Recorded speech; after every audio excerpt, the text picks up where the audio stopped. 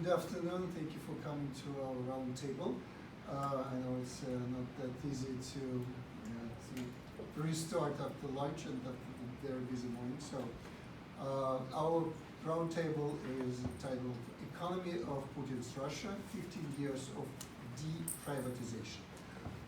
So let me first introduce the participants of this roundtable. First is Maria Snegovaya to the right of me. She has a PhD from Columbia University, if I'm not mistaken. She's a кандидат экономических наук from the High School of Economics. Maria is a postdoctoral fellow at Johns Hopkins University School of Advanced International Studies and an adjunct fellow at the Center for European Policy Analysis. She is a comparative politics, international relations, and statistical methods specialist. The key focus of her research is democratic backsliding and the spread of populist and radical right actors across Europe, as well as, of course, Russia's domestic and foreign policy.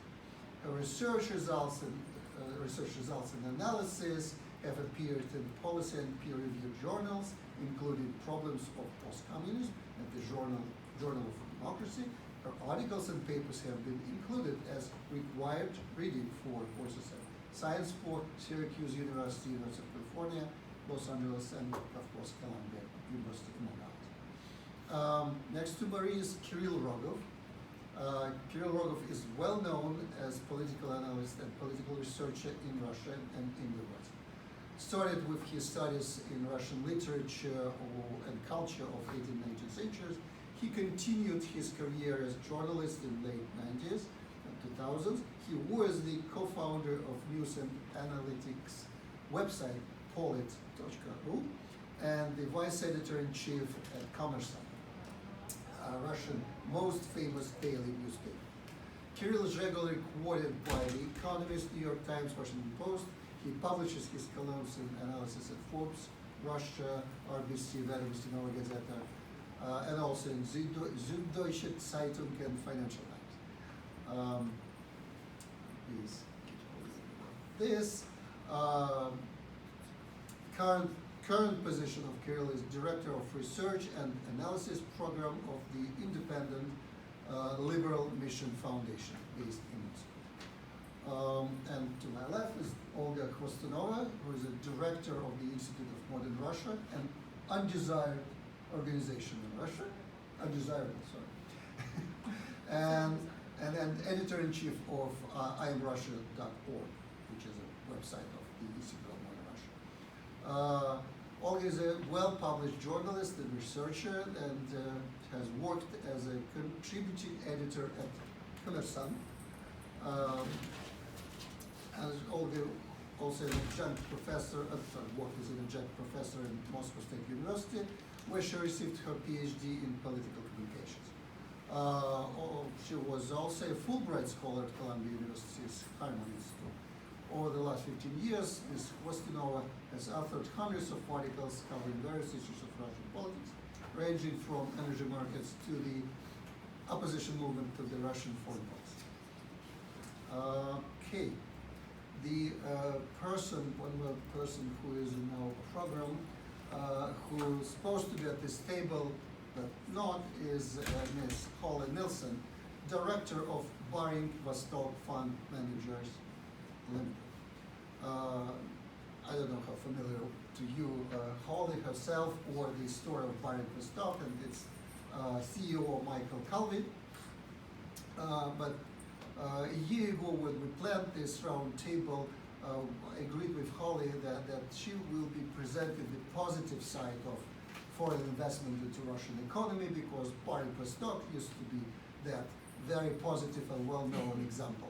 But it was, because in February everything changed, and let me just read what Holly had written to us in her email.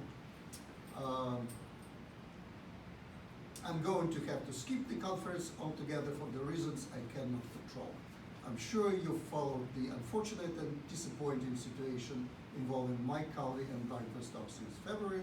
I was hopeful there would be a resolution well before this conference in November, but sadly, not only does it continue, but it is at a delicate and critical juncture, because of the Russian prosecutor, must bring or not charges prior to the end of the year, and the Central Bank of Russia is putting pressure on the Orient Express line.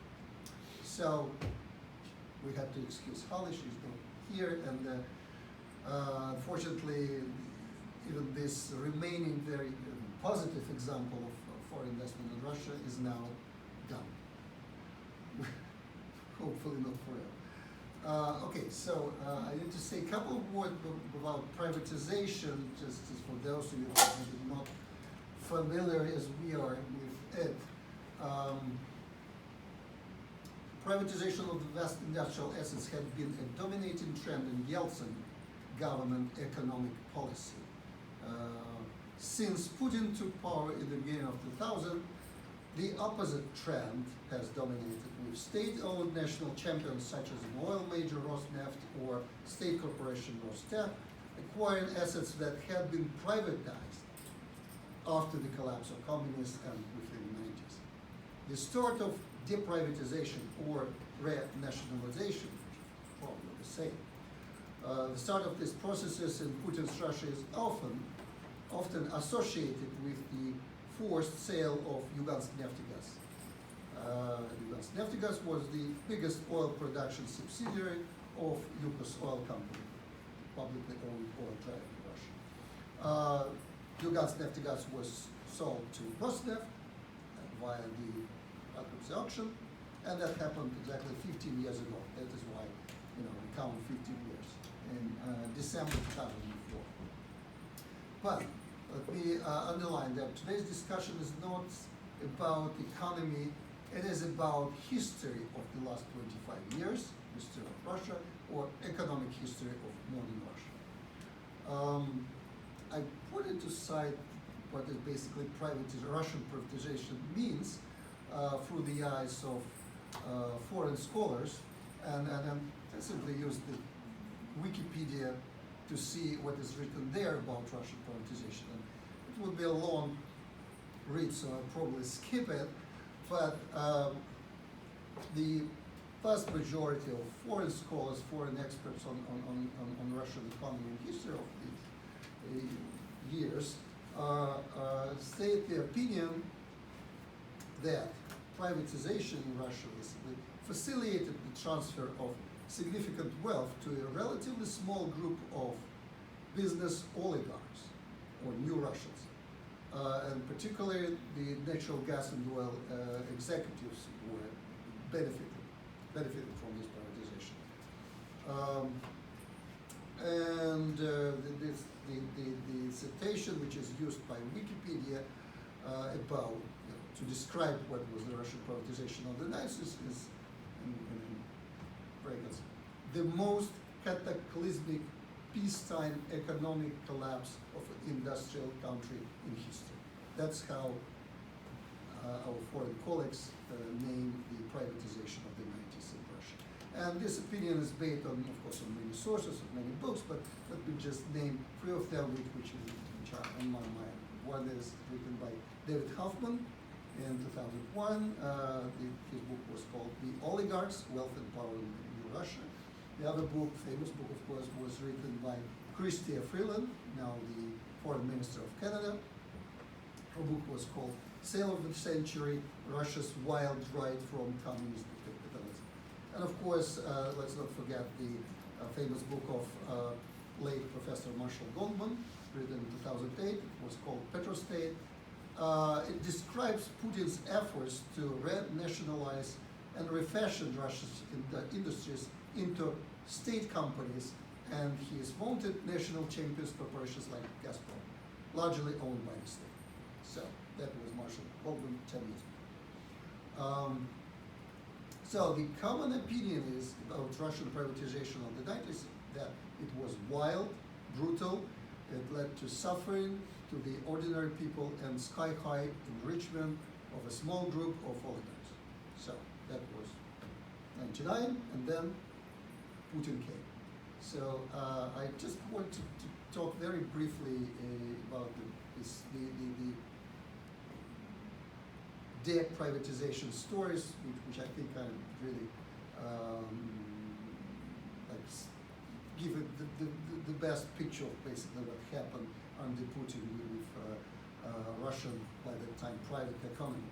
And I should say that by the end of the 90s, I don't remember exact figures, but I think state versus private economy in Russia was like state 30% and 70% to what was already private. By now we have the exactly opposite situation. 70 or even more percent of Russian economy are back to the state, and only 30 or even less, and getting less and less, remains in the private hands, or owned publicly via the stock exchange. But even if I count the whole history of deprivatization from the year 2004, from the sale of Yuganskneftegaz, basically the story started early. It started right in the year 2000. And I don't know how many of you are familiar with the company named SPI, but I'm sure every one of you knows that there is probably the most famous of the world vodka brand called Stoli, especially here in the United States. That's the #1 vodka for sale. So Stoli vodka was the brand, the license to use the brand, along with Moskovskaya and Pshenichная. That was all owned by SPI. SPI, or Soyuz Plot Import, was the foreign trade state enterprise, and it was privatized in the 90s. And a young Russian entrepreneur named Yuri Shefler bought it. So in the year 2000, right after Putin came to power, he was even probably not the president, he was the prime minister at the time. And then the campaign started to take the vodka, the Stoli vodka brand, back to the hands of Russian state. So what happened, again, in very few words, Yuri Shefler was criminally charged with the attempted murder.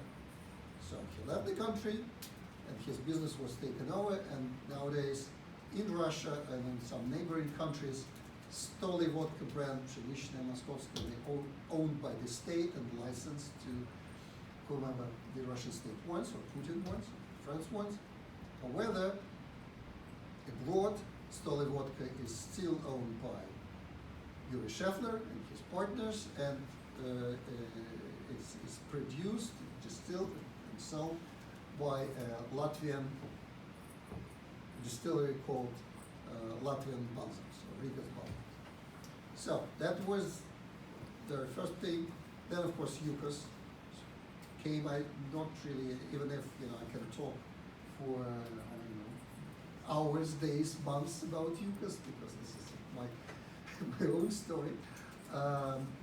But let's imagine the size. Yukos at the end of 2004 merged with Signet, which already created in October of 2004, the 4th largest oil company in the world by reserves.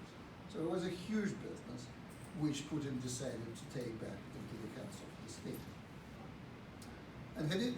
So almost all the assets of Yukos was taken over by Rosneft.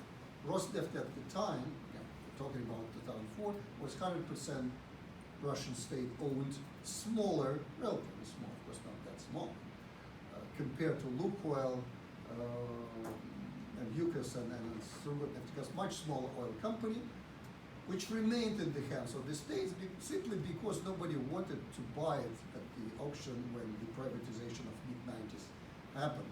It was not that perfect, that good as an oil producing and selling enterprise to be bought by oligarchs. So it was not bought, it remained in state hands, and then the time came, Putin and Sechin decided that all Yukos assets, most of them, should go back to the state by means of using Rosneft. So Rosneft is now the #1 oil company in Russia. It's keep growing. It's led by Sechin, who is at the time, at the beginning of this process, was was still the head of Putin's administration. Then, you know, so the takeover of Yukos was it was a long process, but it lasts for three actually years, from 2004 to 2007. Yukos then was liquidated and disappeared. The name disappeared. So we have Rosneft now, and Rosneft still needs to grow expansively. They really cannot develop better production, so they always need to acquire new oil and gas assets. So they bought TNK-BP for a lot of billions of dollars. However, by after the annexation of Crimea, after the foreign sanctions put on Russia, Rosneft could not acquire anything for what it cost, because the resources of the Russian state became more limited. Sanctions, so financial resources of the international market of capitals is not available. So when it was understood by Rosneft, by the Kremlin, that it's time to grow, they simply put their eyes to Rosneft and they take it over, in spite of the reluctance, absolute reluctance of the owner of Rosneft at the time, Yevtushenko and his team. They didn't want to sell this assets. What for? I mean, it's very understandable. Nobody sells the cow which brings you everything. They were forced to sell. So that we are talking about the mid 2015, 2016. And just complete my presentation with the most recent trends which I can see. And the most recent trends on this process of deprivatization is basically we came to the moment where all valuable assets in the country, in the mineral resources and our markets, they already owned either by the state or by the close friends of Putin, like Rottenberg or Gypsy. So what remains is some wealth kept by regions or smaller jurisdictions. And the example which I basically, because of my professional interest, I'm still a practicing lawyer, so I recently came across the Sakhalin case and Governor Harashavin case. And I started to dig into that, but basically what happened, why a governor who was appointed 2 times by Putin, who was loyal, the region was wealthy and nice, why he was like suddenly in one day detained by FSB in his office in Yuzhny Sakhalin. The flight was taken to Moscow and he was arrested by Basmanny court the same day. And since then, we're talking about 2015, since then he remains in jail. He was convicted for the organized criminal organization, his associates. So why this happened? We know why this happened with Rogov. Why this happened with Harashavin, because a loyal member of United Russia and the governor so in Kremlin. Well, because he happened to be a local guy from Sakhalin. He grew up there, he was went from there. And Sakhalin had a lucrative deal concluded in mid-90s, which called production sharing agreements. Production sharing agreement is now a way of privatization which lets the region to get technology, investment from big companies from the world market. So the production sharing agreement with Sakhalin for Sakhalin 1, Sakhalin 2 was with Shell, Oil, ExxonMobil. All these companies invested their resources, their technology, and by the end of 2009, 2010, they come to the full production. So the project started to generate good income, and because of the conditions of the production sharing agreement, a good part of it, we're talking about 80 to 100 billion rubles per year, would go into the budget of Sakhalin region. And of course, Moscow wanted this money. And Harashavin was an obstacle. He didn't want it. He was supportive to his region. He didn't want to change the agreement basically signed by Federation, region, and the foreign investors back in the mid-90s.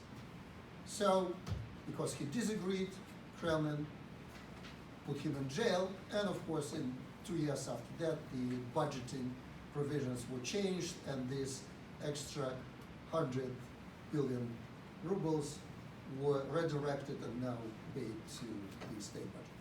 And a very brief and a very recent example that I came across, and you might have heard about it, it's a story of the mayor of Serpukhov region of the Moscow Oblast, Mr. Alexander Shestun. Again, he's in jail, he is very publicly protesting, and what happened there? I mean, what was the reason for him, again, being a loyal member of United Russia, sort of servant of the Moscow regional governor Vorobyov? I mean, there was some conflict, but still, yeah. What's wrong with the mayor?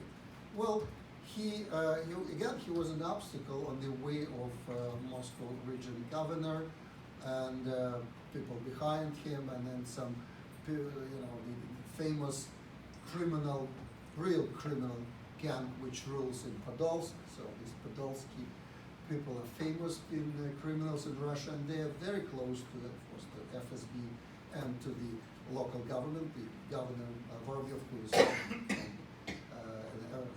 from Siloviki. So Shestun was an obstacle on their way to control the region. They didn't want him to be re-elected, so they put him in jail right on the day, or actually night, when he ought to be registered as a candidate. And he was elected, I mean, compared to Khoroshavin, Governor Sakhalin, mayor of that small, not small, but the region, part of the municipality, actually. He was elected by the public vote.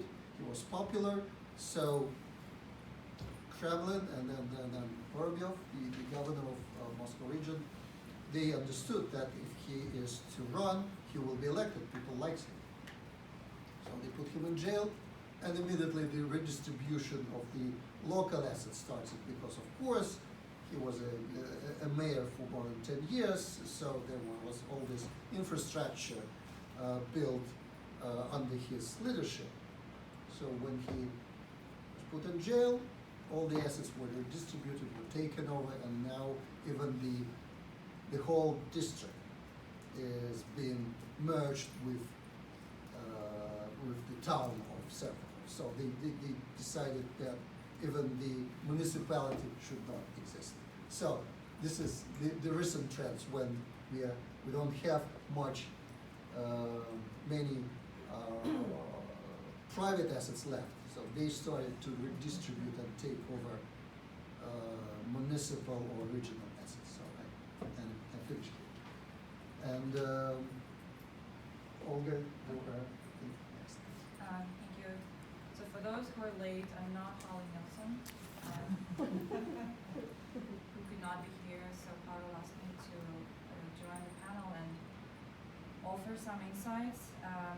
Also, I'm not an economist, so I can't really comment on the specifics of privatization. However, I'm going to explain that now. So I worked, like Pavel said in the beginning, I worked as a journalist at Communism for 5 years, from 2005 to 2010.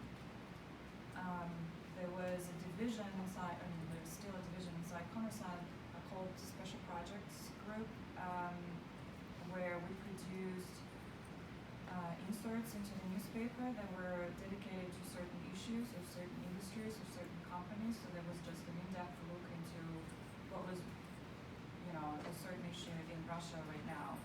We did partnerships with the largest companies in Russia, and from that perspective, I can offer some insights how the country was working as seen from the largest, I guess, most reputable newspaper in Russia.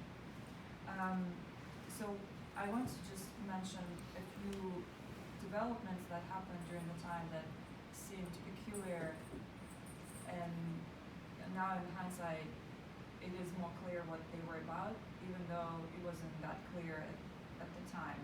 So one thing that happened was that in 2007, Vladimir Putin signed a law, federal law, to create several state corporations.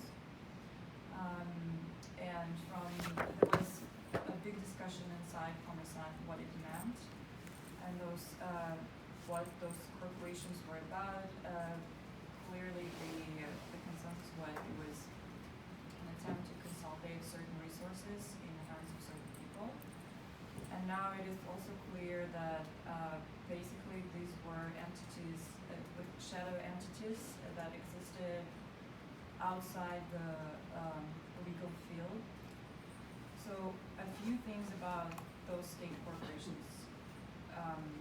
It might seem they were private companies or state-owned companies. In fact, they were established as non-profit entities, which was really unusual. Another thing that they were, the way they were regulated was also not clear, because they were, the heads of state corporations were appointed directly by the president. There was no clear procedure of oversight. They were subjugated to the Russian government, but it was not clear who owns the problem of state corporations. And basically they were not transparent. And the expert consensus at the time was that no one really understands what they are, and this is a challenge to the rule of law in Russia. So just a few of those state corporations. One of them was Rosneft at the time. Now it's called Rosneft. It is its CEO is Sergei Chemezov. So the core of this corporation was the federal military enterprise Rosneft, which is it was basically a state-owned company that was in charge of civil and defense exports. It also included over 700 of other sort of sundry assets, and it felt like anything that the Ministry of Defense was not directly controlling was put together into this weird conglomerate and given to one of Putin's friends.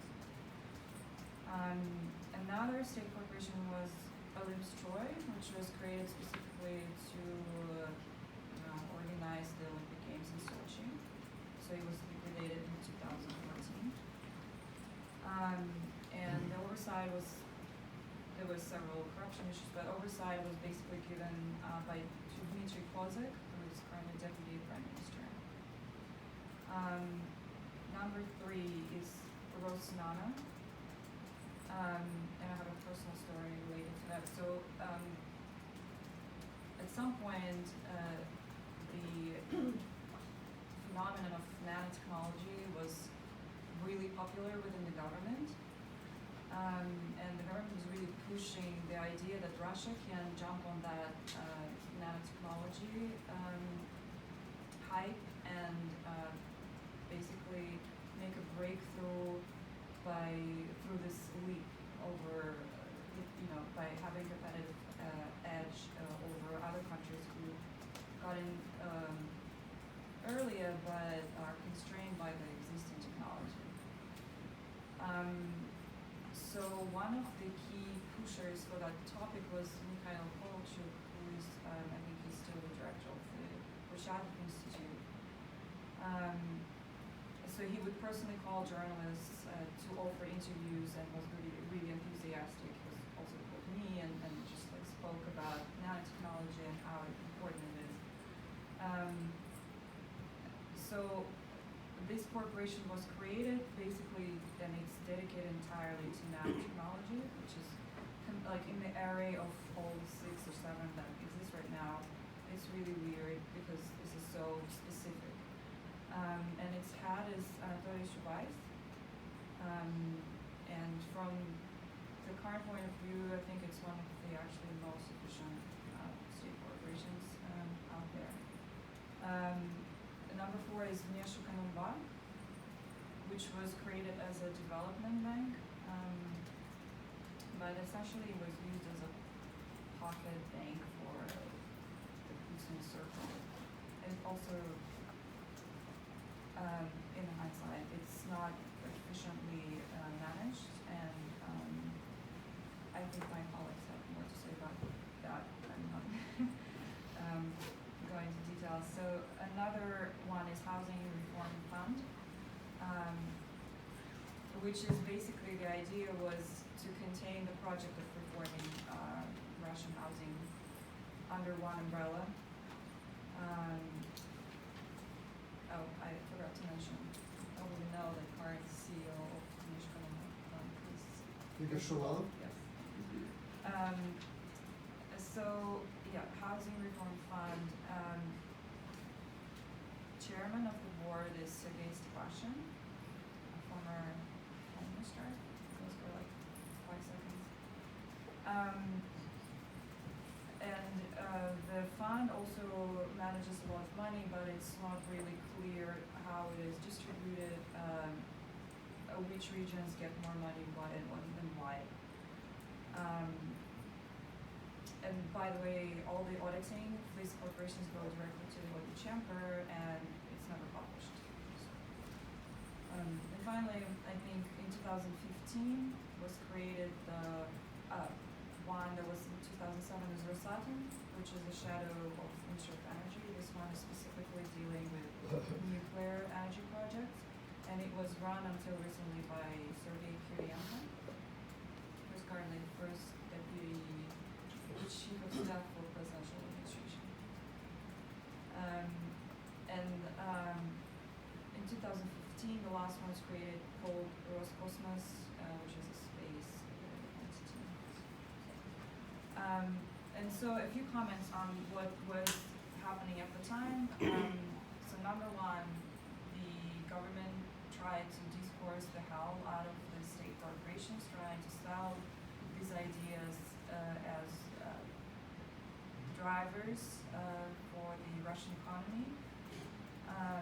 On the journalism side, no one really, from what I understand, saw where it's coming, except that it was clear, like I said, it was consolidation and personal projects for Putin's friends.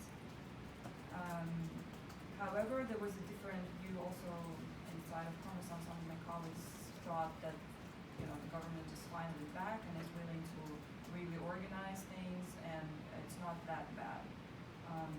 So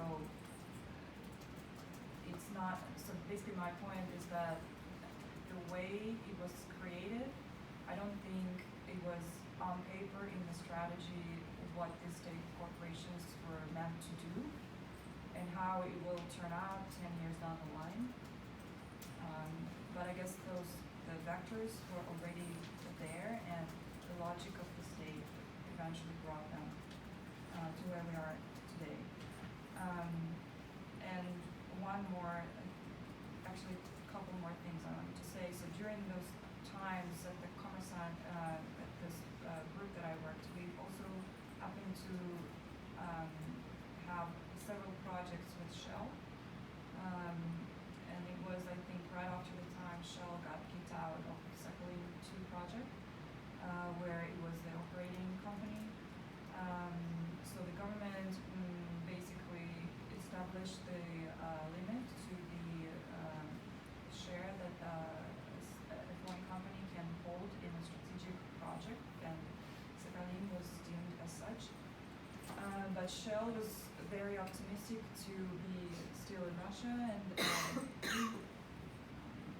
was interested in offering its technology, like fracking, LNG, or working at the Arctic shelf. So that was, really interesting how foreign companies were treated. I guess that's my little pitch in place of Holly. And the second thing, when I just joined Commerzbank in 2005, so Commerzbank had several publications. One of them was the magazine called Blast, or Power. And there was a series of regional supplements to the magazine as well. And the arc of the stories that were published there was to track the regional wars of actually ownership, which regional oligarchs were fighting for which assets, and basically establishing the pattern like who owns Russia at the regional level. So when I joined in 2005, there were, I think, a few regions left that were not yet covered, and when we finished the project, basically we never came back to it because the process got reversed at the time. So instead of privatization wars, yes, we can talk about deprivatization wars. Thank you. Kirill? Yeah. Please. Thank you. So okay.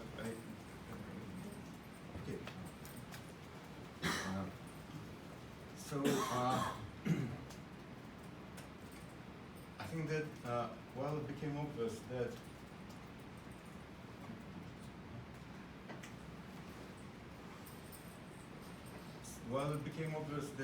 Vladimir Putin is not a great reformer and he's not going to establish liberal democracy in Russia, there were two basic strategies of stigmatization of his policies in economy. The first one dealt with revision of the results of privatizations. And suppose that instead of normal market economy, he's going to restore some sort of state economy in Russia, state capitalism. The second way of stigmatization of Putin was the idea that sooner or later he will be forced to turn to Soviet-style politics of redistribution of resource rent and so on. And both strategies were rooted in discussions and cleavages of the 90s. And those discussions supposed that the main threat for reforms is the restoration of Soviet-style economy or something like that. But actually, Putin's story, the story of Putin's regime and his economic policy is quite different. It is in a very different perspective. And this is the perspective, I suppose, is that the political economy of personalistic authoritarianism. You know, the personalistic authoritarianism is the most productive and most popular form of authoritarian regime in modern world. And it always deals very much with political economy. And I think that this sphere, this problem is not investigated, researched enough now. It's lack of research on this. And so I want to say something on that and to trace this idea of personalistic dictatorship in Putin's political economy. I'm going briefly, retrospect briefly some periods with how it developed and emerged, because there were different periods with different ideas. So the very first period, so it doesn't matter, I call Great Beginnings. It deals with the first years of Putin's presidency, and that was the time when Putin was presented to the public as both the statist and the reformer. And he had a great big coalition, because he, at the same time, he fought against oligarchs and deprivatized some property that was not even officially privatized. And at the same time, he was concerned with, he was devoted to reforms and made some reforms, this tax code, new tax code, and some other reforms from Gref's famous reform program. It was the very first period. The second period is called Great Turn, and it deals with this period from 2002, 2003, and a few years after that. So the problem was, the story was that while Putin's friends, while Putin captured and consolidated a sort of Gazprom and Russian railroads, he established two monopolies, and his friends became the heads of those monopolies. And in contrast with expectations of liberal reformers, Putin rejected the reforms of those monopolies and consolidated them, and so it became obvious that his bringing up new oligarchs instead of old ones. And next years in 2004, 2005, you know, and it was described already, it was deprivatization of Yukos and of Rosneft in different ways, as you know, in different manners, but both were deprivatized and new oil company was created. So it's the period of consolidation of control and especially in the sphere of oil and gas. But besides those very famous cases of Yukos and others, there were several cases of deprivatization of industrial assets. For example, this United Heavy Machinery Group of Hopkins and some other industrial assets were deprivatized at that time, till from 2003 till 2006 in this period. The next period, and that was the period when oil prices were rising and growth rates increasing. You see it there. This next period is very important, and I call it great expectations, or great illusions, maybe is better. It is about this period when oil prices were rocketing and very high growth rates were, and there were some strategy, Putin's strategy at that moment, that that explained and excused deprivatization. The program was that first, it was based on two ideas. The first idea was that Russia is great, is energy superpower, and it is it has huge resources and could sell it, export it, and then redistribute the revenues from this export for in purpose of reindustrialization. And that was the moment when those state corporations were founded. Sorry, I have to take water. So, and that was already described what state corporations are actually, and this is, I think, this is the core, the most essential part of Putin's political economy, because actually they are not state and they are not private. They are state assets that are managed like private, and this is the main idea of Putin's assets management. They were free. State corporations were free from both state and corporate control. Actually, the only man who could control the person who appointed the management. That was the third period, and it is very important because this Putin's corporatism emerged, developed in this period. And this corporatism is based on the integration of different types of quasi-state-owned property, quasi-state-owned assets. This period, yes, and I see. The next period is very important. It is the period of great disillusionment. I mean that in this period, the crisis of 2008 demonstrated the vulnerability of oil prices, and though they soon rised again, the situation was not so favorable, and shale gas problems also emerged in that moment. They understood that the shale gas is real perspective, and so the energy price, oil prices wouldn't be so high as they expected in the previous period, because there was the idea in this period of great illusion that about $100 per barrel it will be new normal for oil. It became obvious that it wouldn't be so in this. It wouldn't be so in this second period of disillusionment.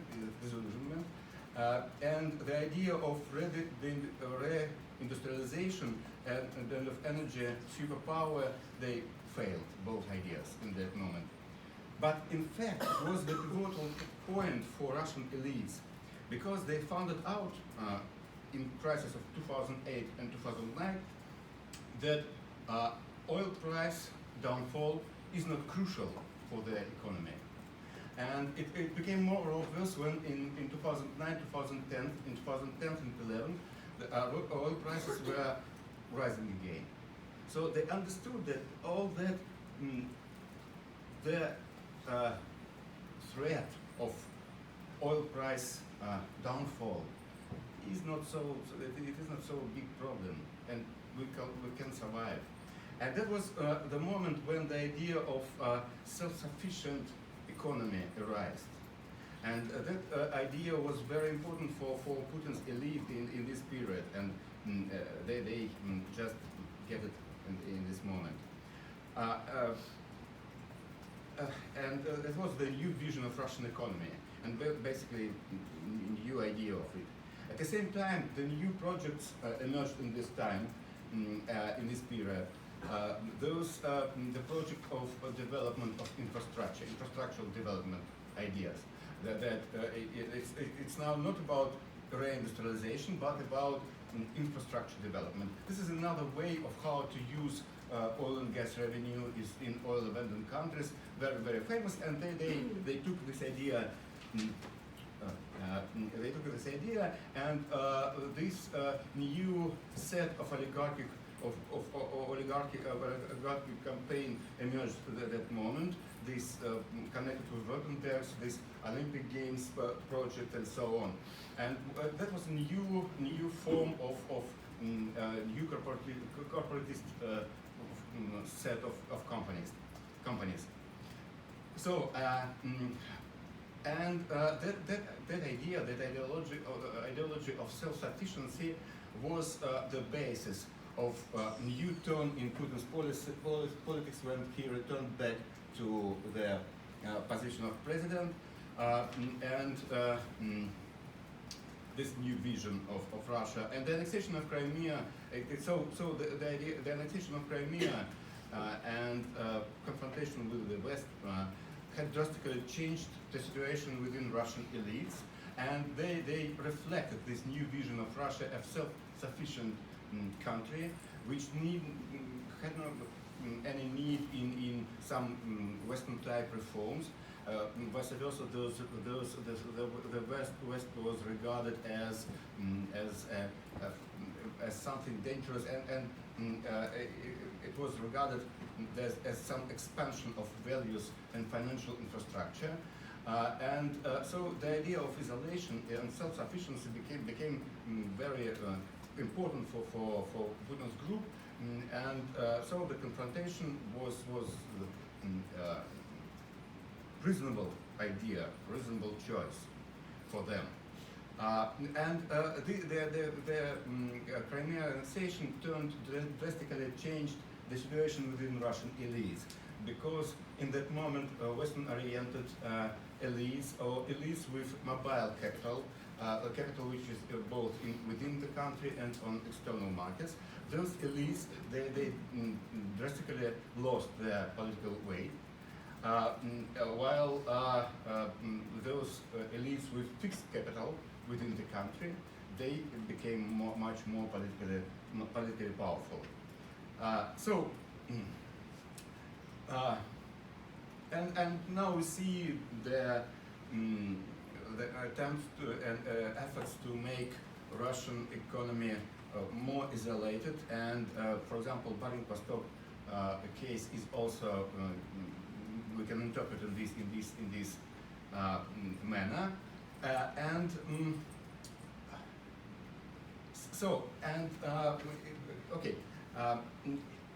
what is this story is about? It is about some Putin's corporate state, which was first emerged in this period from 2004 2008, but in that time it was excused, it was excused and explained as state corporation, corporation as state in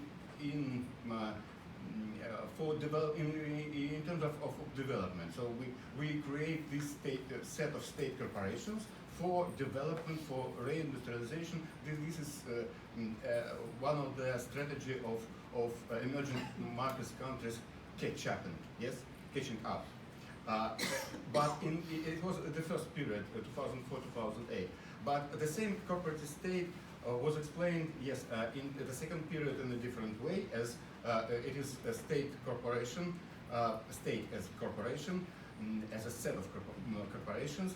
But the goal is different. The goal is to withstand to West and to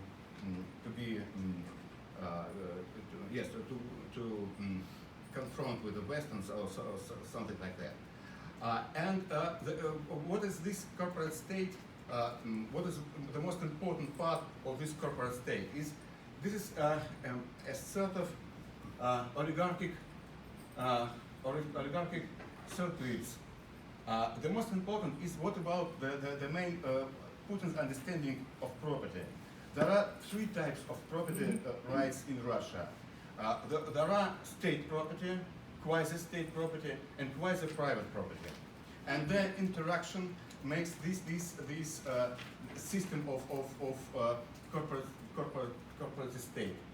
The second important story is about this infrastructural and development companies, which makes very important, which plays very important role, because this left circuit, it is about mostly about resources export and how the money from it redistributed within the country. And the second one is about the control of domestic market, which became big enough, the consumption market. And this is, you see also the model that the budget gives money to infrastructure companies to develop infrastructure. And the same company, they became the major in commercial development. And in this way, they controlled retail holdings. And retail. So, what is the most important thing about this state property, quasi-state property, quasi-private property? This is the main Putin's strategy in politics and in economy. The main strategy of management. It is always based on two channels, formal and informal. And they always coexist. Some formal connections and informal connections. Formal way of pressure and informal. And it is very important that the main figure, the strong man, is the man who can switching up from formal to informal channels of management and vice versa. And this is the strong man position, because he is the head of informal hierarchies and formal hierarchies, and manage between them, switching from one to one.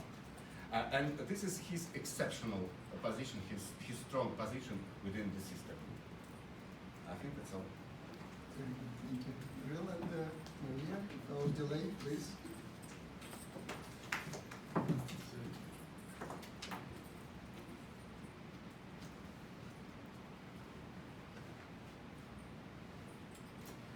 Thank you so much, dear all. I'm very honored to present at this brilliant panel, and thank you for a great presentation.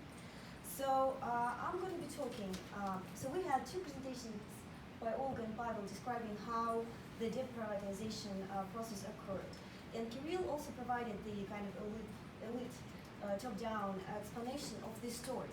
I'm going to add the bottom-up dimension to it, explaining that the dynamic that we observe is not just because Putin is a bad guy, or because Russia is so peculiar and unique, but also because there are objective societal demands for this dynamic that Russia observed during the years that we focus on.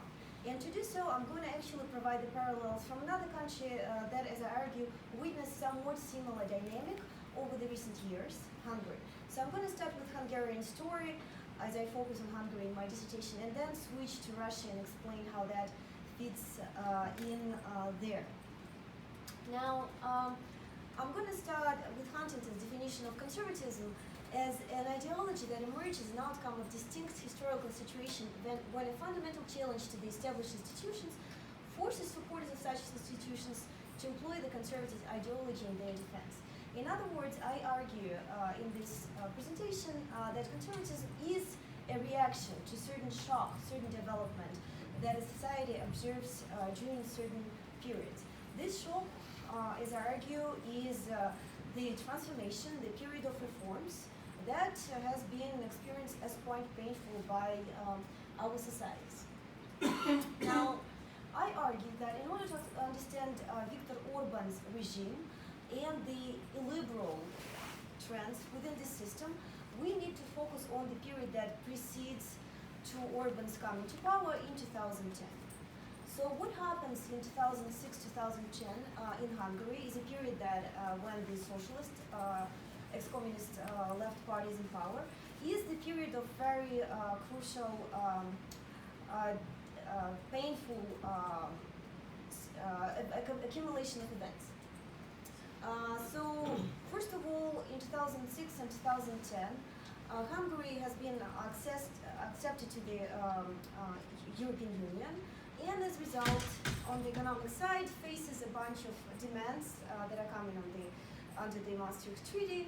It has to implement the austerity reforms that have historically been quite painful for the Hungary.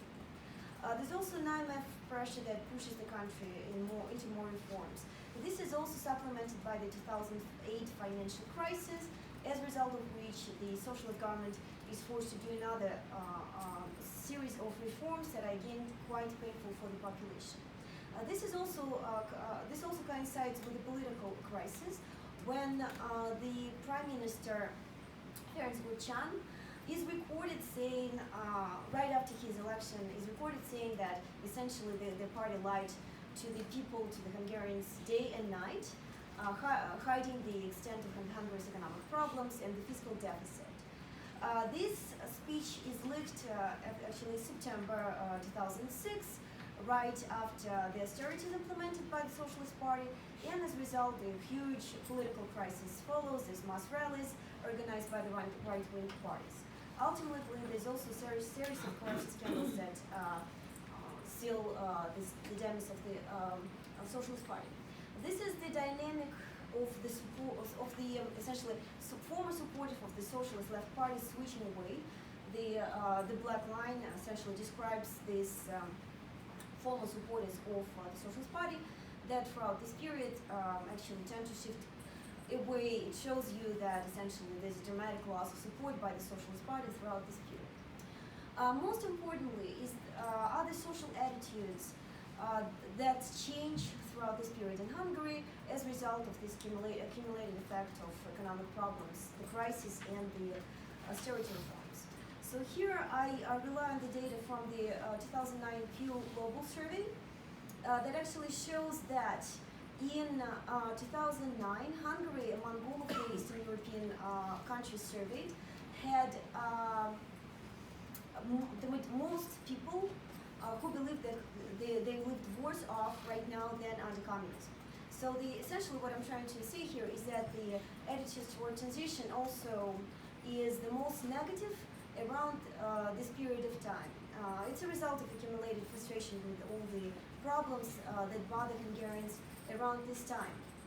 Hungary is also the top country that argues that, with the largest number of respondents who argue that the current economic situation is really bad among all of the Eastern European countries surveyed. And it's not surprising, hence, that the majority of Hungarians are also dissatisfied with democracy. Again, Hungary is at the top around this period. What does it tell us? is that essentially before Orban comes to power and starts implementing all these liberal reforms, including some of them actually, this quasi-nationalization policies that Kirill also outlined in his presentation, we see that there's accumulated dissatisfaction with the way things are in the country economically, that translates into this dissatisfaction with the political dynamic of the country. So in other words, dissatisfaction with democracy is associated to the unhappiness with the way the country is doing economically. Now, in April 2010, Orban's party, Fidesz, wins the election, and according to many Hungarian observers, it actually tends to draw the largest support among so-called transition losers.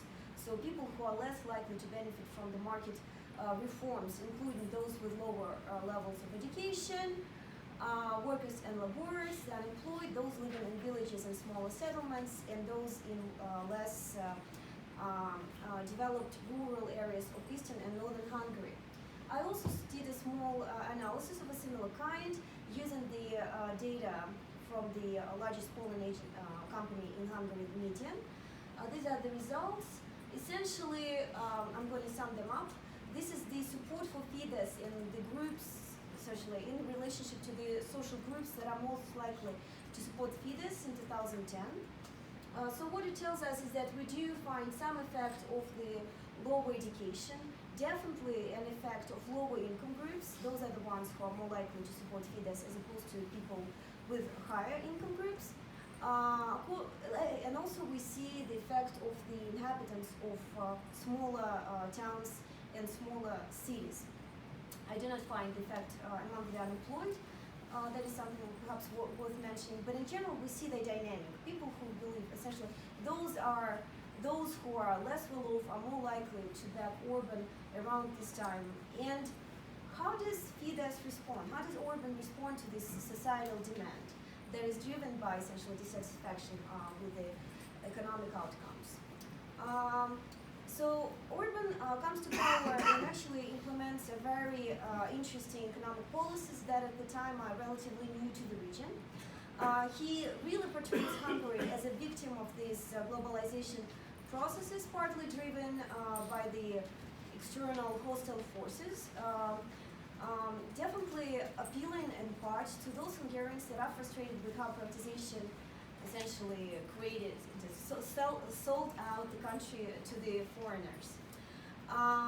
In an effort to appeal to the constituencies that are lower income, less satisfied with the outcomes of the transition, Orban implements a set of the neoliberal, elitist, and neoconservative elements that are actually fused with each other.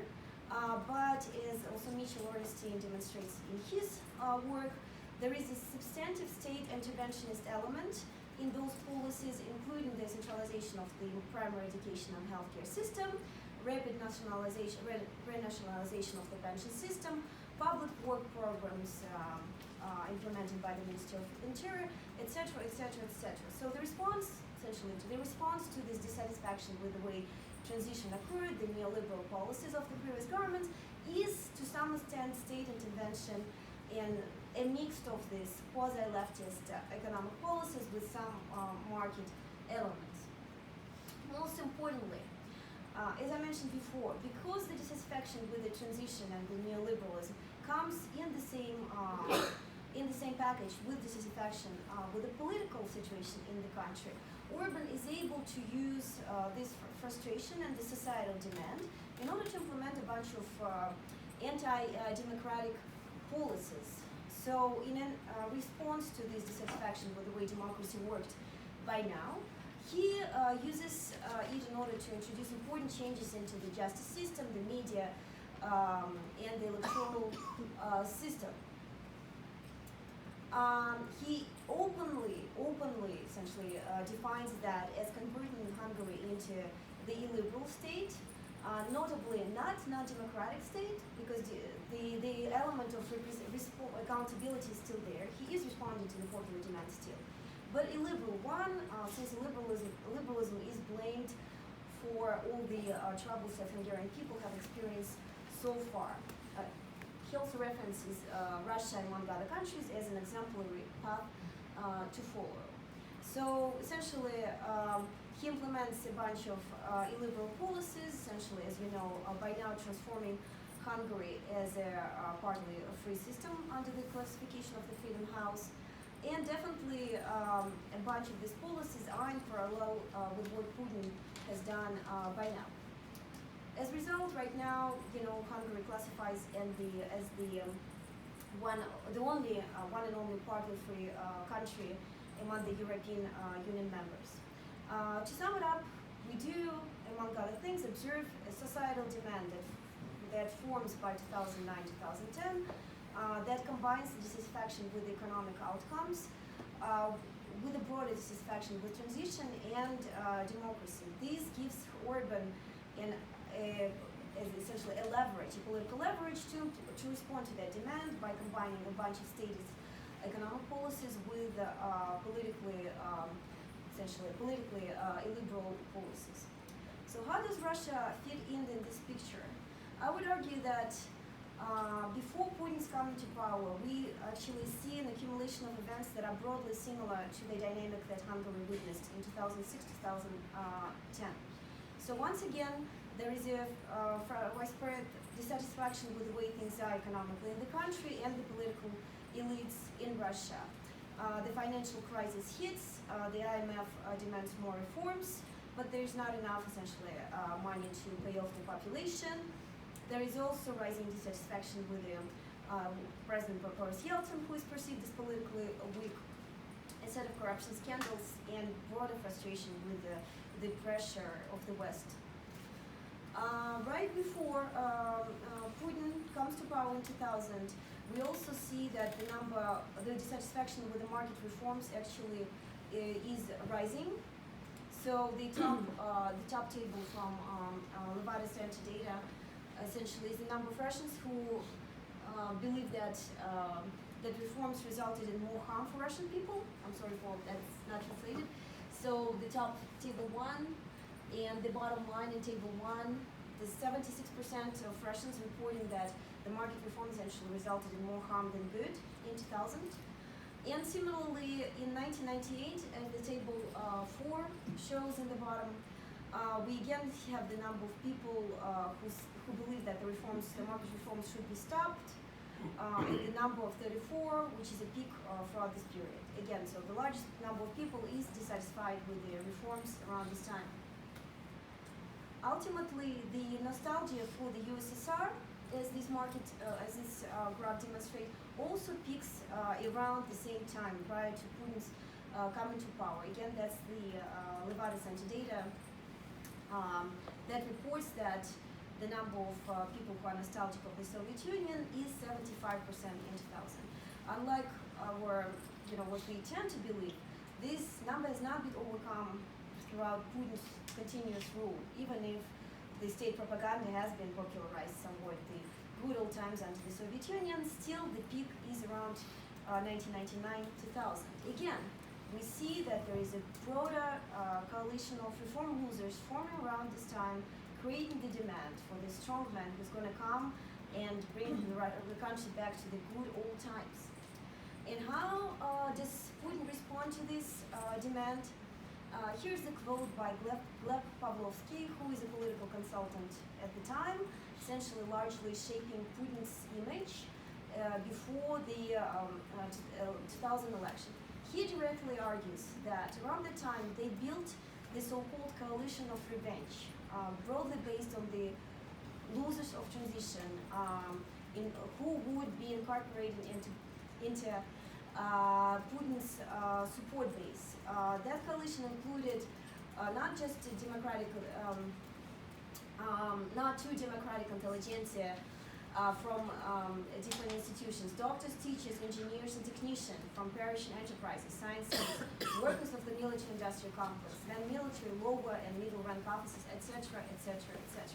So just in a very similar way in which Orban incorporates these transition losers, Putin's image also attracts the support of these transition losers who are broadly unhappy with the way democracy worked by now and with the way economic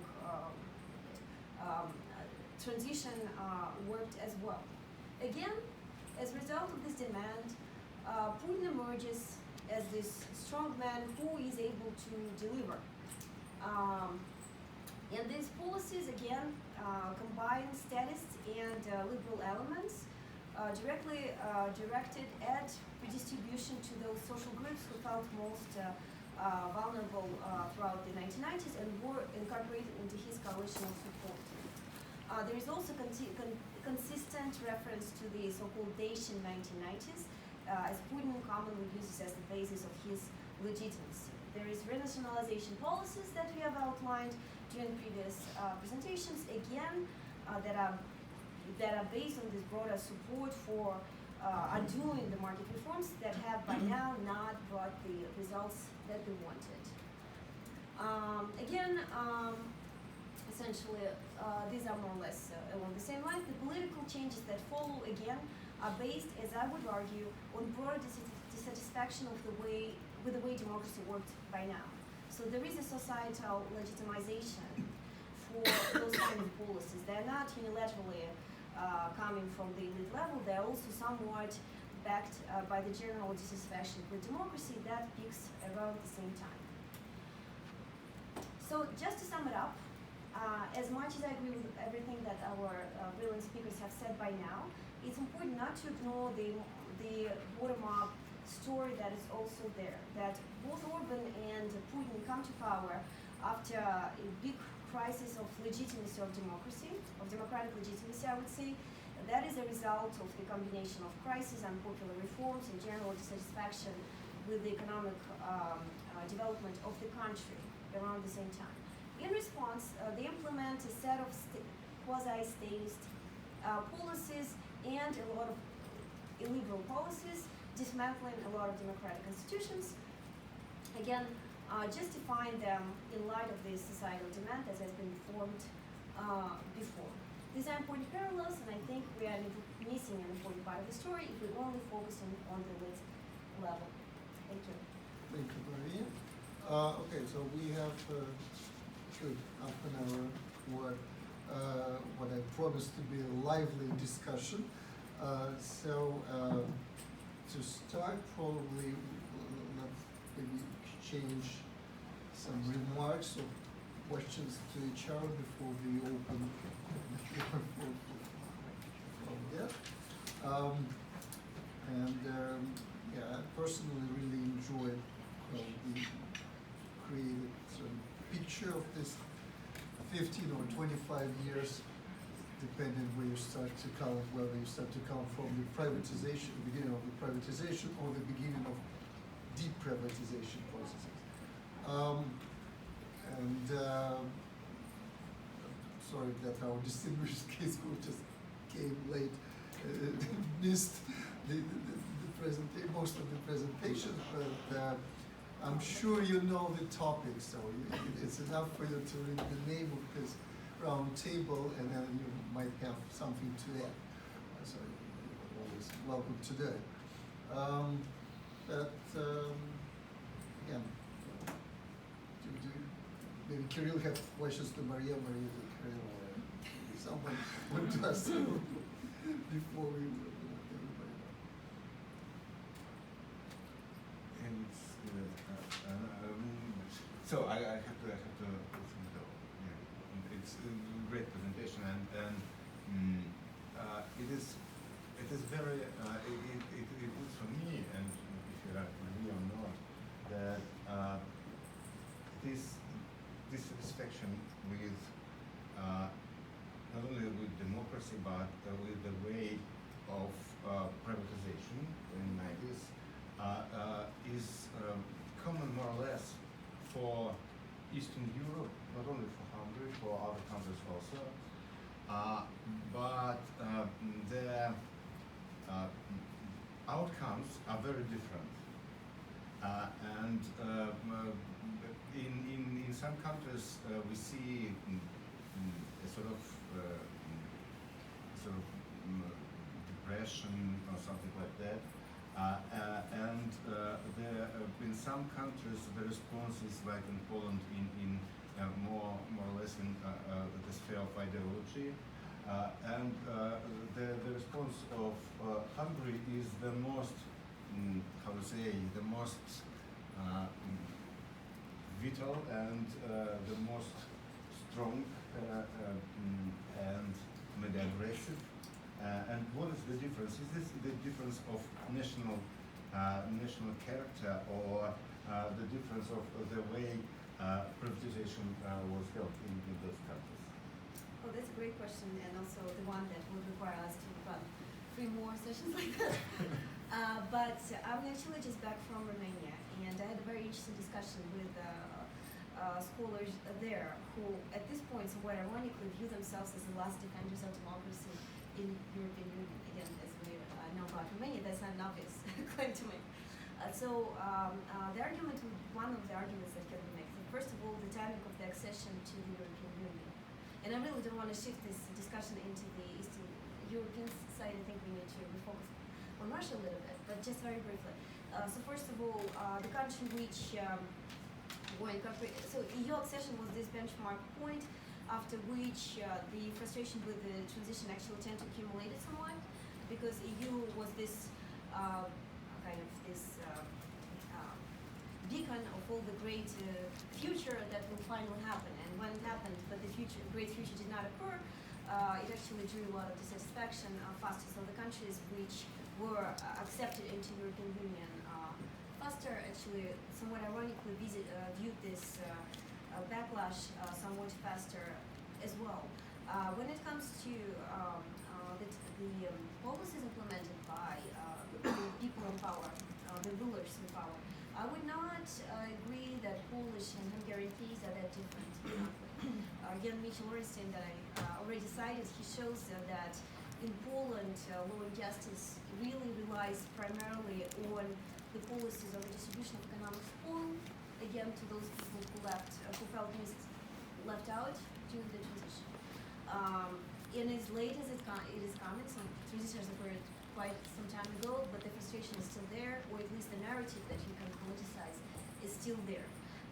His claim is that those policies are much more important to explain the popularity of law and justice than whatever whatever conservative traditionalist agenda there is, which is also used, but not as popular as the economic policies of the party. But that is, I didn't really want to shift the discussion from what we are really looking for here, which is Russia. It's my fault. No. I think it's an interesting question, but I think we need to go back to Russia. I would probably think that most of panelists agree that, at least in early 2000, the support for Putin is driven by dissatisfaction with the 1990s. At least somewhat. I actually only just wanted to say, there is a parallel panel going on right now in Anders Osman spoke. We've been discussed about Russian and capitalism, so I was wondering if you guys have any comments. Do you agree that this is essentially the system that has been shaped by Putin, colonies in charge?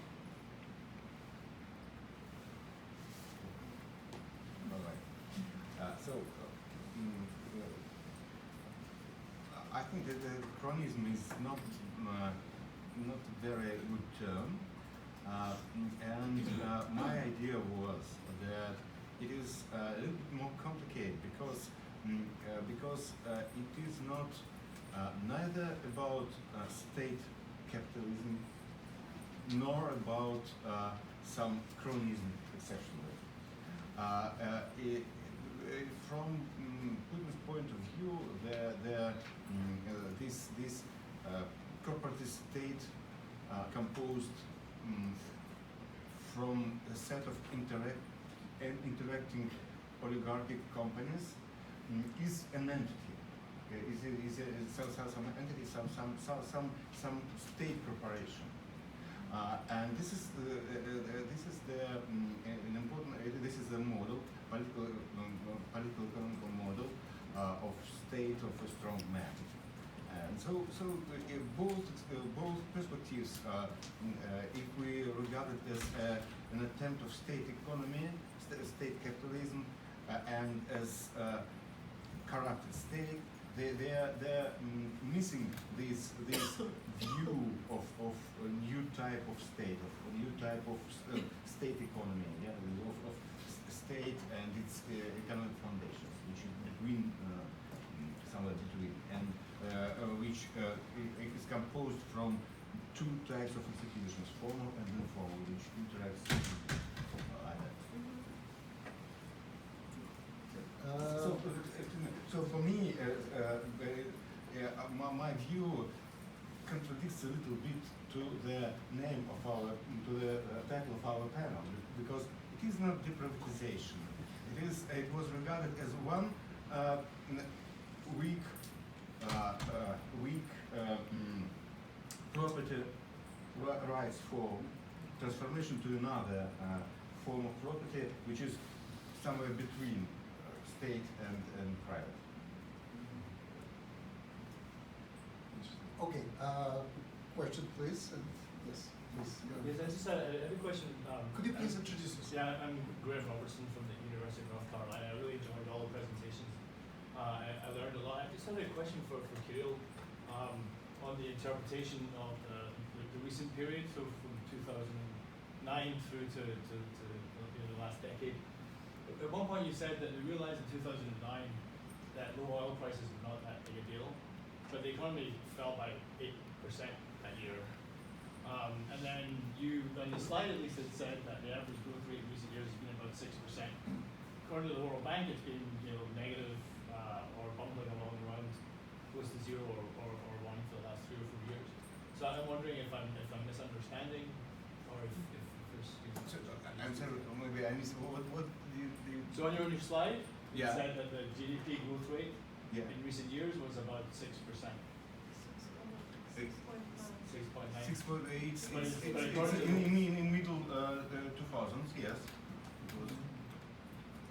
It was for the most recent 5-year period. Yeah, just must I be. think it was just in the Yeah, same. Yeah, it I'll must see. be a typo or.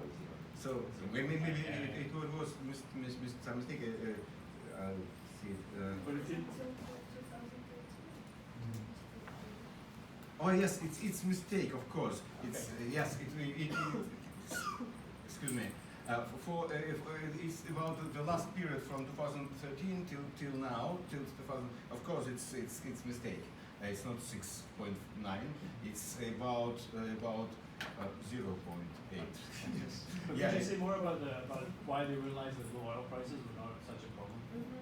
But because they saw that, so they had this, about 7.5 or 8% decline in 2008, in 2009, and very impressive restore, recovering in 2009, 2010. From the third quarter of 2009, it was recovery, and so they have 2.5% growth in 2010. And the oil prices also were growing at that moment. And in 2011 was the oil prices were about $100 per barrel.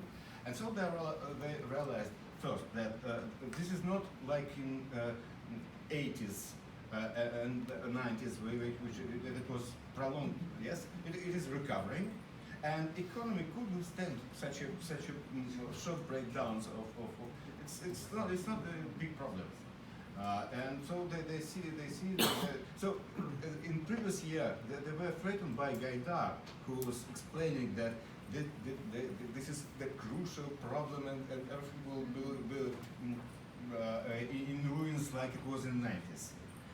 And this all it's not like this. We can rebalance the economy and. We can rebalance economy in macroeconomic politics. We can, and so they see that it's not a crucial problem for them.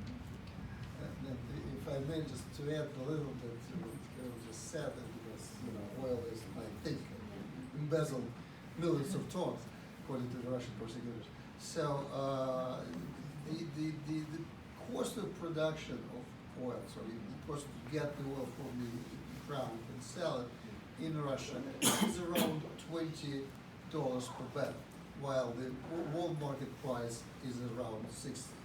So you always can see that, and then even if the prices, of course, fluctuates, the world market prices, the cost remains more or less the same. It grows, but much more slowly.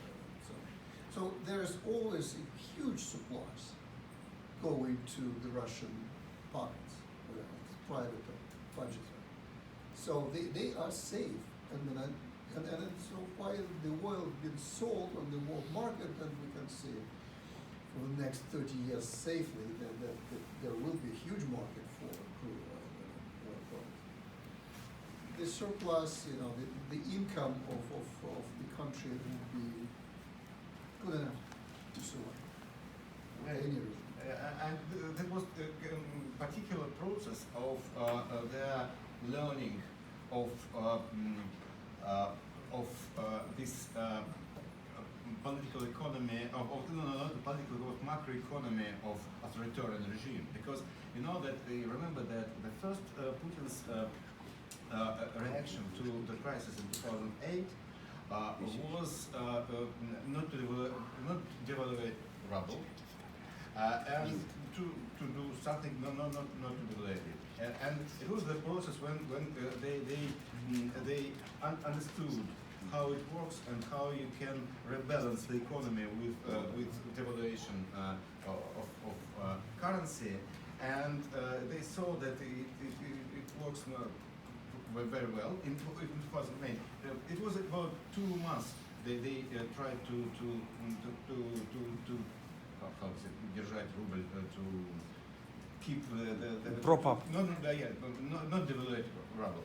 But after that I saw it myself, because I know all the people involved, I knew all the people involved, how they explained them how to rebalance the economy, and nothing will happen. 20% of income decline for a short period, and it's not a big problem. And after that, it is also a very interesting theme of this macroeconomy of authoritarian regime, because it has its history and its details. Question. Yes, here it is. Okay.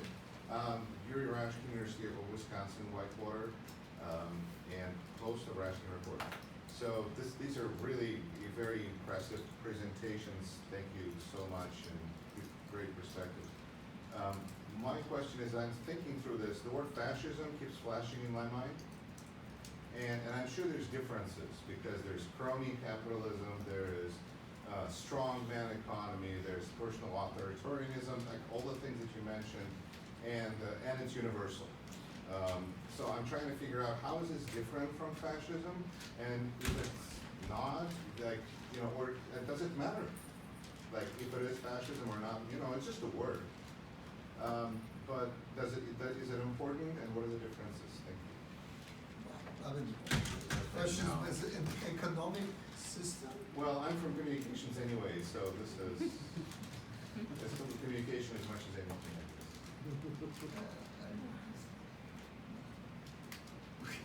Well, I can answer from the societal perspective. I actually wrote an article about that.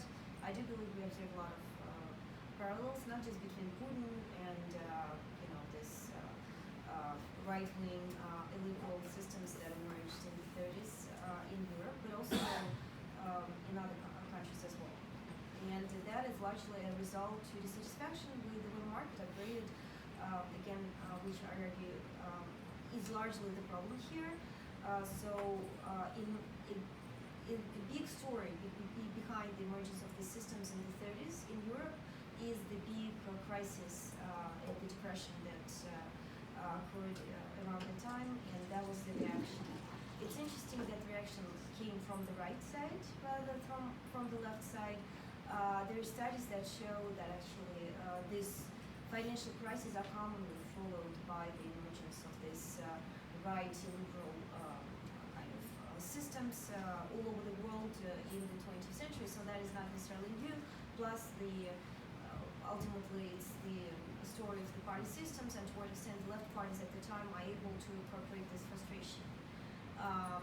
There's also a nice match between this protectionist right-wing ideology, nationalism, where you want to emphasize nationhood, protect yourself from the deleterious impact of external forces, with this more distribution smart market economy.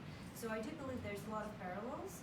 The biggest difference from my perspective, which we do not have in Russia today, is that an ability of the regime today to mobilize the population to the extent that it was possible back during the Italian or the German systems. As you know, this capacity, for the society is extremely passive, and this is actually, I think, a salvation to a lot of us. Because imagine what would the regime be capable of if it would be able to mobilize like hundreds of thousands of Russians to go to Donbass, as opposed to very few marginal personalities pointed out over there. So that would be my response. Maybe just a couple words, because I come from communications too. And actually I'm presenting a paper about how Russian experts frame US foreign policy and vice versa. And I noticed a lot in the Western discourse by Western experts, the comparison between the collapse of the Soviet Union and the emerging regime, Putin's regime, and the Nazi Germany. And like it comes maybe sometimes consciously, maybe unconsciously, that for example, the United States could have helped Russia to restore through something like the Marshall Plan or something like that. Then the annexation of Crimea was often compared to the annexation of Sudets and things like that. The thing is that what I see on the communication side, the regime that we have in Russia right now, I don't think it has a very distinct ideology. It's what we call vinaigrette of different ideas. A lot of frames that come into that ideology were offered initially by people like Rosneft. This is just a post-mortem, very fluid, very ad hoc sort of narrative that fits this immediate need of the regime. So when you say fascism and Nazism, other experts, I don't think that applies to Russia from that angle. And also on the receiving end, I think both Russian policymakers, politicians, experts, the public, all other social actors, they take offense with that comparison because the belief on the Russian side is that Russia actually won the war against Nazis. So when the Russian people, the victorious people, is being compared to the Nazis, very, very, very anti-Russian, very offensive to. Sure, it's not a good word. No, I'm not saying you're like calling us like Kadiri. I'm just saying that this is something that persistently appears in the media, Yeah. and I don't think it's accurate. Well, Just then tough. really that's why I wanted to hear the academic kind of perspective. Yes, please. Laura Taylor from Willamette University. I just wanted to follow up a little bit with oil. I do think that we are talking about a fundamentally different situation because the sovereign wealth fund, right, they don't have this, it's been drained, right, to some extent, so they don't have the same ability to manage the price fluctuations. So although they've been able to successfully navigate volatility in the past, I'm curious as to whether you think, like, why you seem to think they have the ability to weather additional oil price volatility going into the future, but don't you think the difference that the lower values in sovereign wealth funds, for example, on the sanctions, right, which reduce their ability to be able to borrow abroad, don't you think those would contribute to maybe lowering their ability to manage oil price volatility? Do you see what I'm saying? Like, I don't think it's quite the same situation. Higher ability to manage the vulnerability because of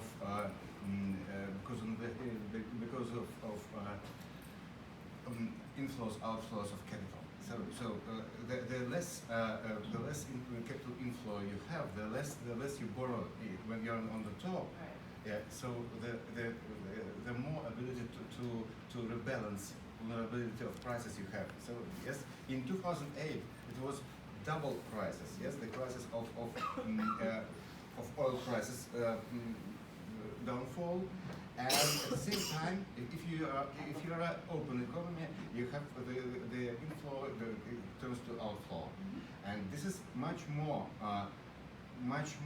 painful crisis for oil country than for closed the prices vulnerability for closed economy. You see, more or less closed economy. So your argument is that because Putin has reduced the flow, the free mobility of capital into and out of the country, that actually makes it better for them to withstand another oil price shock. But it also reduces their ability to borrow from abroad. So you see, the open economy, it is favorite. It's benefit when it is rising and when oil prices are rising, and it is problem when they're falling down because you have double prices of capital inflow, outflow, and this. And in this case, you have only problem with your sorry, I forgot all terms. With your trade balance. Maria? Please. Yes, hello. I am Morgan Leela from The Ohio State University. I heard several times an interesting reference to when there's a change of policy, then there's a change of the kind of elites, of the characteristics of the oligarchs who are in charge at the next period. So I was wondering, I'm going to ask about that, to ask more details from any of you, perhaps Andrea or someone would like to answer. So now when we have an economy that's run by these state corporations, and it's mobilizing a certain kind of elite to run them. So I wondered whether you could speak more about what kinds of people are now would fit this model.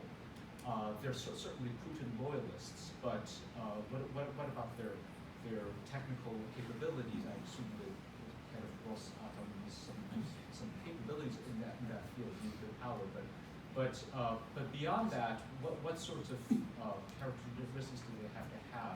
What are their sort of biographies that allow them to rise in this? It was mentioned, I think Kirill mentioned that after Crimea and the sanctions, that these elites tend to invest, they're no longer allowed to invest their assets overseas, that they have to keep things in. So they're no longer as global as perhaps the former generation of oligarchs.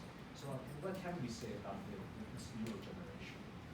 Thank you, and I really appreciate and like your question. It's a little bit different from what was my idea we were going to talk today, but the one thing I need to mention, and I think this is probably where Russia building the state-run economy very different compared to say China, is that the whole system is systematically corrupt. So when you are talking about the appointees, the elites who are running the state companies, who they are and how they do it, you always need to keep in mind that it's all based on this informal relations rather than formal following economic rules and what is written in the rules, how it has to be done. Yes, it is written, but it operates differently. It operates with, always basically point in mind how to get it right, one way or the other. And that's an integral part of today's Russian system.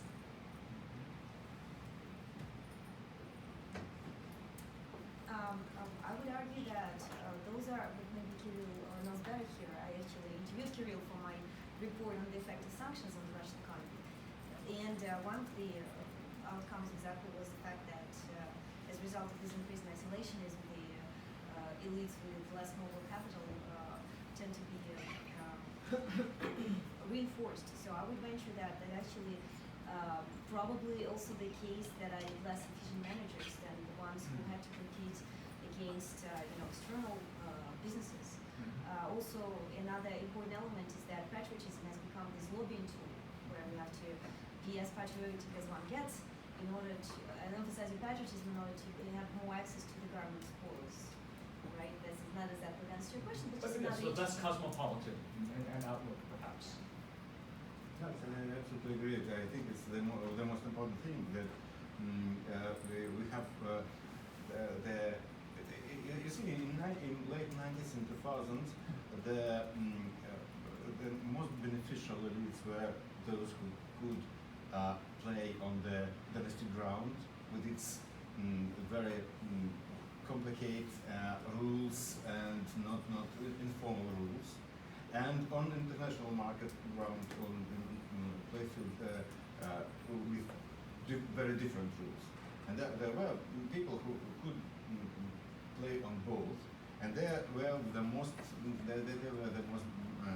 They were the main figures, the main heroes of the epoch, yes, of this period.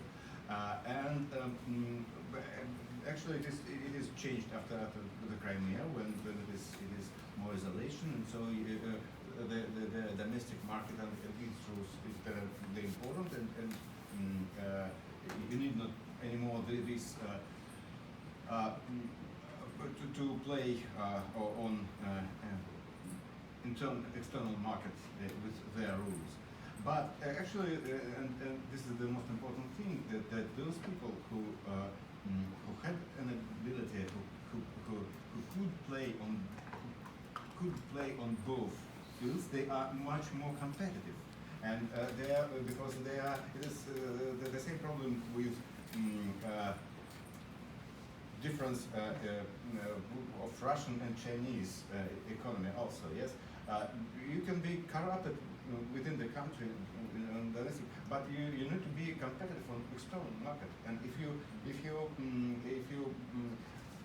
buying some things on open world market, you need to be competitive. Yeah, and you need not when it is closed economy, isolated economy on domestic market, and the economy which has the possibility to redistribute revenue which is coming from abroad.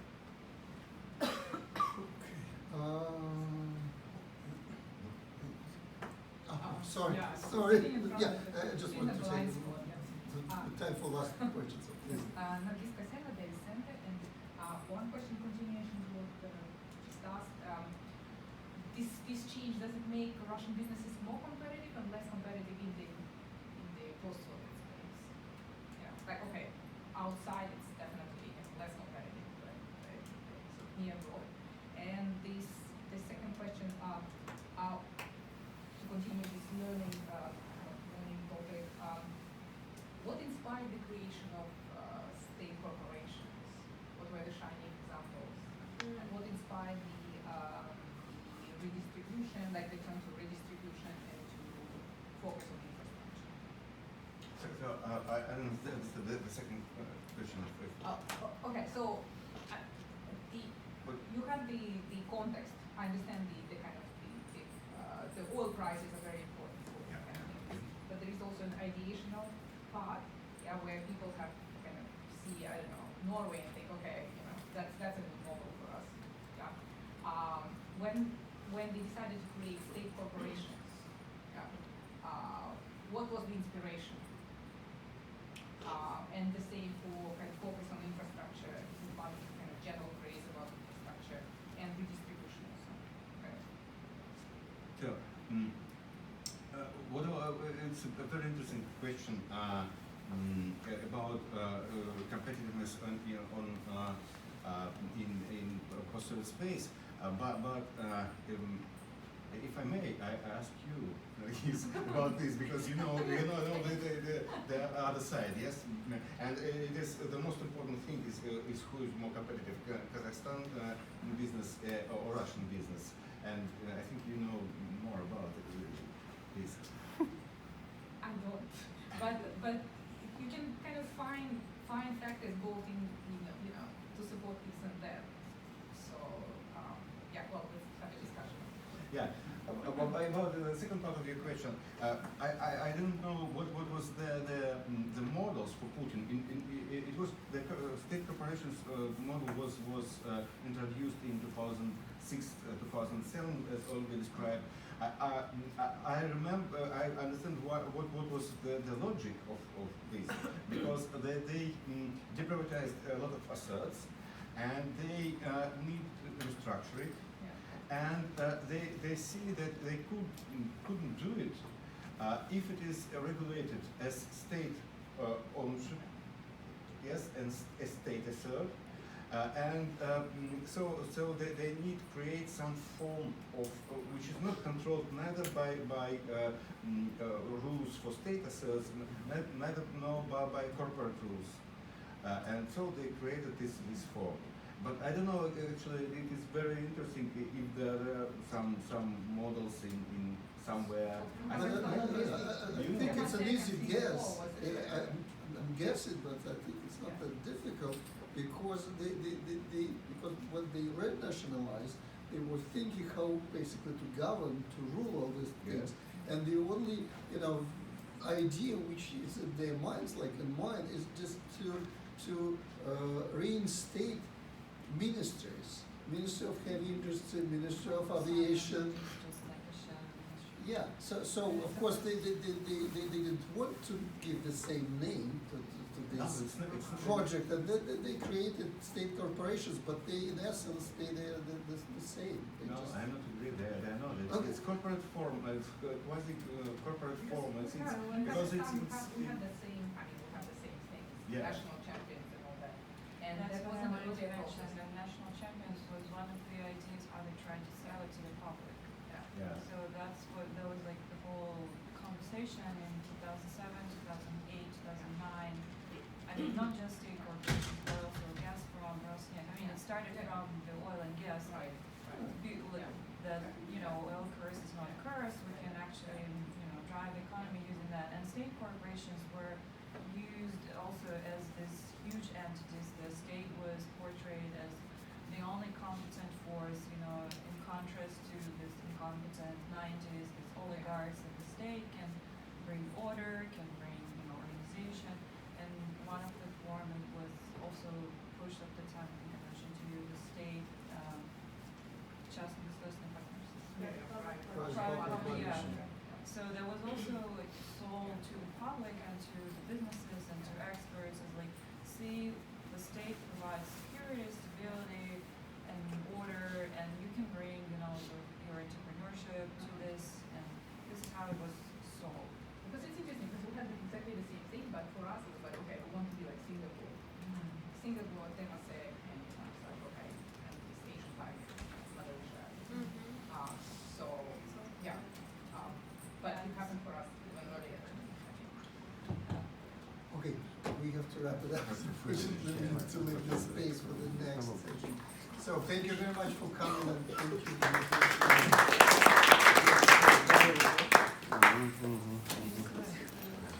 How are you?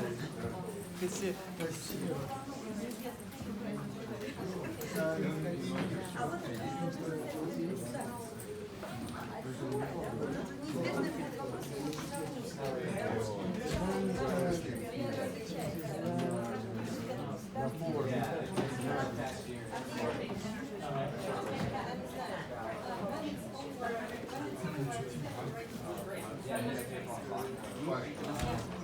Сейчас я выключу.